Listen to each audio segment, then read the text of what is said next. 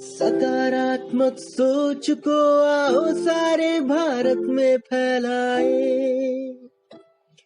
सकारात्मक ऊर्जा का आओ सब में संचार कराएं। ऐसा ना हो कि हम अपनी जिम्मेदारी भूल न जाएं। क्यों इंतजार करें हम किसी का, आओ एक मशाल जलाएं।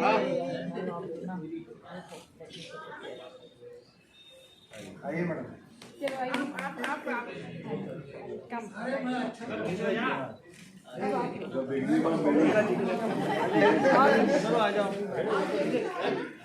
अशोक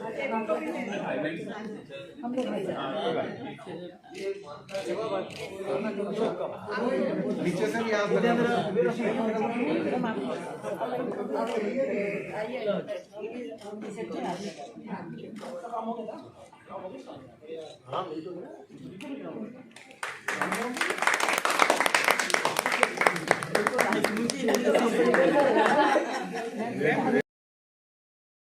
इस समय जो है रन फॉर जेंडर इक्वलिटी की बात प्रेस कॉन्फ्रेंस में की गई है और उसके जो प्रेसिडेंट डॉक्टर पाई हैं और बहुत सारा हार्ड वर्किंग करके पूरे भारत में यात्रा करके और जेंडर इक्वलिटी की बात करना अपने आप में ये पॉजिटिव चीज़ों को रिफ्लेक्ट करता है। इसलिए RJS positive media, RJS PBS आया है इंडियन मेडिकल एसोसिएशन में और जानना चाहता है कि जेंडर इक्वलिटी आखिर आज इतने सालों बाद, जब आज़ादी की 75वीं वर्षगांठ तक मना लिए हम लोग, बावजूद उसके जेंडर इक्वलिटी की यत्र नार्यस्ते पूजन्ते तत्र नवन्ते देवता नारी के बारे में कहा जाता है। सर, आपने कहाँ कहाँ पर यात्रा करी और कितनी एसोसिएशन से फोक्सी में जुड़े और कैसी रही ये यात्रा जिसका समापन दिल्ली के इंडियन मेडिकल एसोसिएशन में किया जा रहा है?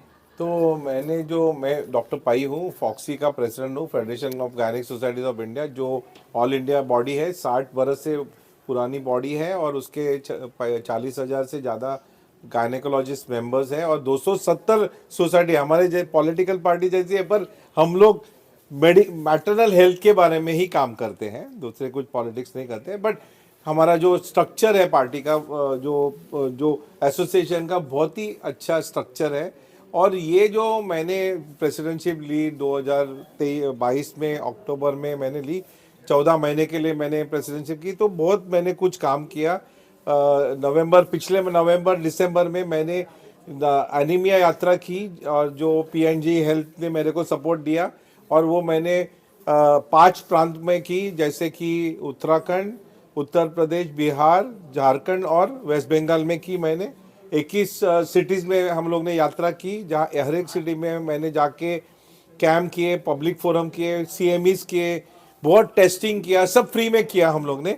और बाद में साउथ इंडिया में यात्रा मैंने की, तेलंगाना, आंध्र प्रदेश, तमिलनाडु, कर्नाटक और केरल में मैंने की। ऐसे 10 प्रांतों को मैंने कवर कर दिया एनीमिया यात्रा में। और उसके बाद मैंने कैंसर सर्विस के बारे में भी बहुत कुछ काम किया।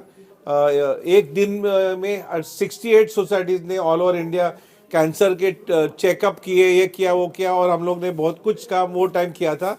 और बाद में मैंने सोचा कि जेंडर इक्वालिटी जो हमारा जो स्लोगन है, मैं जब प्रेसिडेंट बना तो मैंने एक स्लोगन बना था जिसका नाम था बदलाव यानी चेंज अंग्रेजी में। और उसके मैंने 3 शब्द डाले थे कि एकीकरण यानी इंटीग्रेशन, सेकंड शब्द था समानता यानी इक्वालिटी, और थर्ड शब्द था तकनीक यानी टेक्नोलॉजी के जरिए ये चेंज लाना जरूरी है। और मेरे मन में था कि जेंडर इक्वालिटी के बारे में यानी समानता जो होती है औरतों में और आदमियों में, उसका यानी हर एक चीज़ में, हेल्थ केयर में समानता, एजुकेशन में समानता, सोशल एटीट्यूड में समानता, जेंडर वायलेंस भी एक इनइक्वालिटी ही है, काम में समानता, सेम इक्वल अपॉर्चुनिटीज, सेम पे होना मांगता है। तो समानता एक बहुत ही डीप सब्जेक्ट है।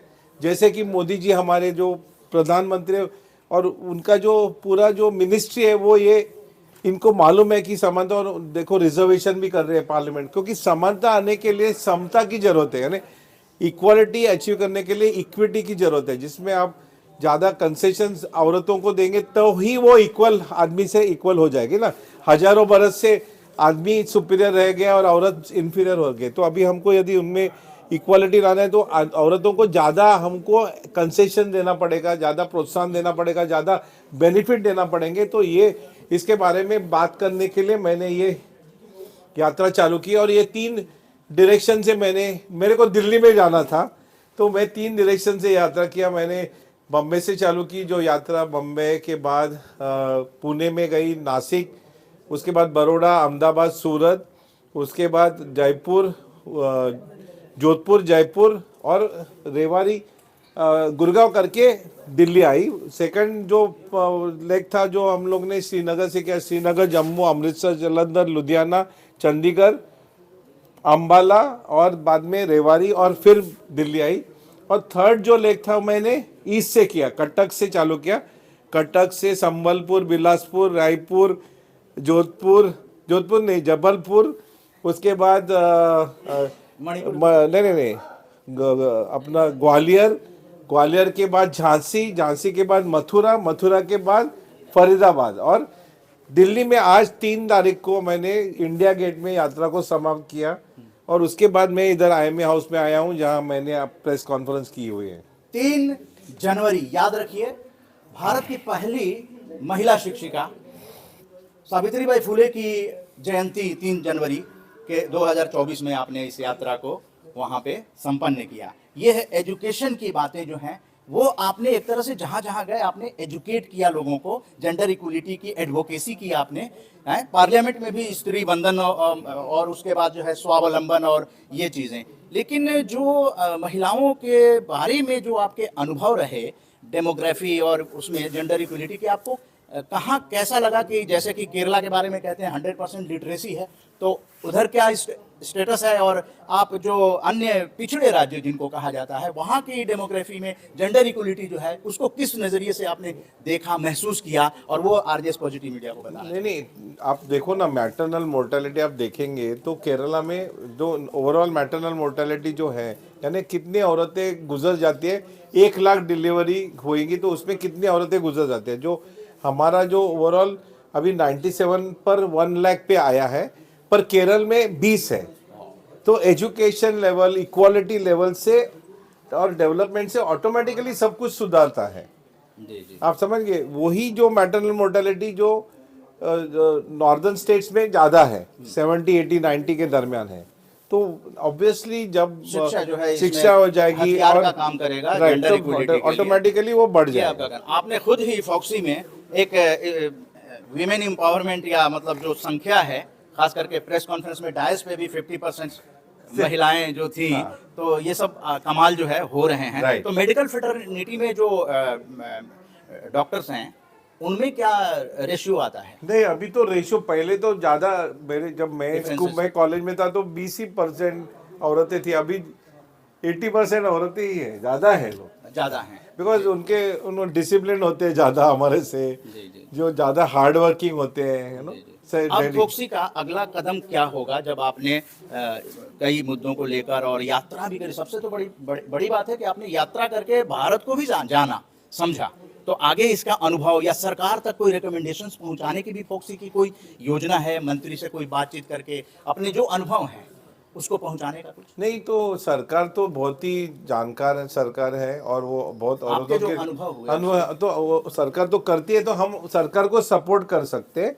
अनुभव है, उनको बांट के उनसे इम्प्रूवमेंट कर सकते हैं सरकार के साथ। फॉक्सी की अगली क्या योजना होगी? तो ये जो कंसोलिडेट करना मैटरनल मोर्टेलिटी को, देखो मैटरनल मोर्टेलिटी को रिडक्शन करना बहुत एक टारगेट है हमारा। सेकंड टारगेट यानी कैंसर का प्रमाण कम करने के लिए वैक्सीनेशन करना इम्पोर्टेंट है। अभी HPV वैक्सीन आया है, जिससे आप वैक्सीन लेंगे तो कैंसर, जो गर्भाशय के मुंह का कैंसर है, वो सेकंड लार्जेस्ट कैंसर है इंडिया में। ब्रेस्ट कैंसर फर्स्ट है और बाद में गर्भाशय, तो उसको कम करने के लिए वैक्सीन अभी अवेलेबल है, तो वो वैक्सीनेशन करना, वो भी हमारा काम है। PPH पोस्टमार्टम बच्चों को लगाया जा सकता है 9 से 14, पर ऐसा नहीं है, 14 के बाद भी बहुत से औरतों जो ज्यादा उम्र के उनको भी लगा सकते हैं। अच्छा, ये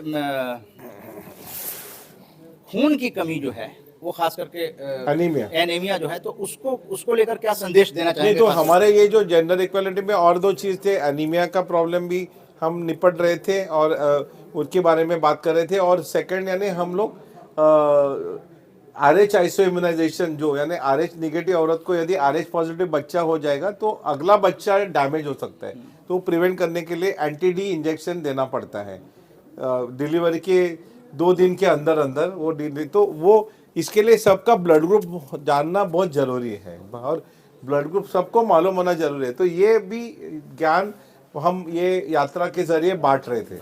अंत में कोई संदेश आप देना? नहीं, अंत में संदेश या यही अगला है कि एजेंडा हमारा देश जो है वो प्रोग्रेस अच्छी तरह से कर रहा है और इसमें दोनों आदमियों और औरत इक्वल स्टेटस पे है और हमको ज़्यादा औरतों को ज़्यादा फैसिलिटीज देनी पड़ेगी, ज़्यादा रिजर्वेशन करना पड़ेगा ताकि वो हमारे समाज में उनका इक्वल दर्जा होए। जी जी। और महिलाओं को ये भी चाहिए कि बेटा बेटी में अंतर न रखते हुए बेटा को जो पोषण युक्त आहार देते हैं वो बेटियों को भी दें, और खास करके गर्भाशय में अगर बच्चा है तो उस महिला का ख्याल जो है पूरे परिवार करें। तो इस तरह से जेंडर इक्वलिटी बचपन से ही शुरुआत करके की जा सकती है। बराबर। तो और जेंडर वायलेंस भी नहीं करना जरूरी है। वायलेंस ये भी एक इम्पोर्टेंट चीज है जेंडर इक्वालिटी एस्पेक्ट का।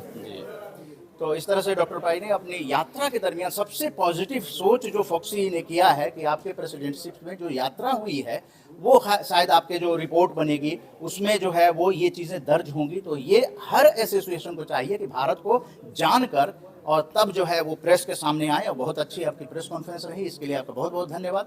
जय हिंद, जय भारत। जय भारत।